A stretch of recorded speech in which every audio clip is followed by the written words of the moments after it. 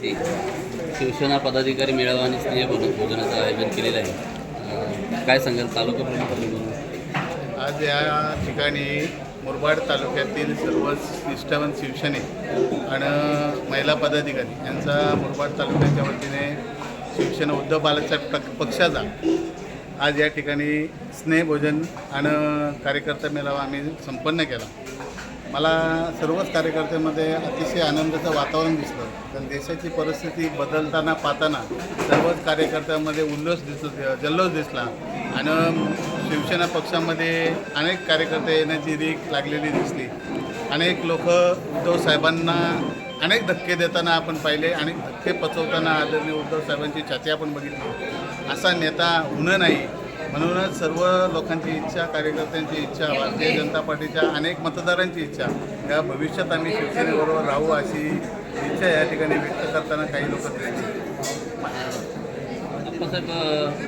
November December महिन्यातच पंचायत समिती जिल्हा परिषद निवडणुका लागू शकतात.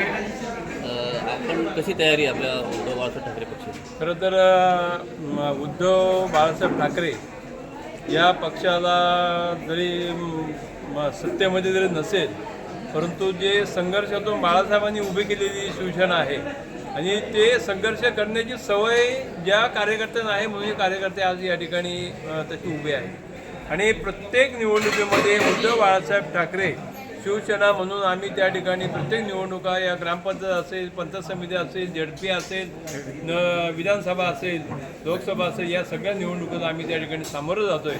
आणि सामोरं जात असताना आम्ही आमच्या निष्ठावंत कार्यकर्त्यांच्या बळावरती आणि कार्यकर्त्यांच्या बळावरती खऱ्या अर्थाने या निवडणुका आम्ही त्या ठिकाणी सामोरं जाणार आहोत. आणि पंचायत समिती, जिल्हा परिषदेच्या निवडणुकीला सुद्धा आम्ही आमचे उमेदवार त्या ठिकाणी उभे करू.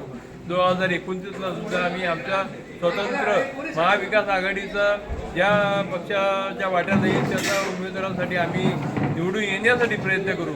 आणि हेच प्रयत्न करत असताना आम्हाला प्रत्येक वेळेला यश आलेलं आहे. या ठिकाणी महाविकास आघाडीच्या माध्यमातून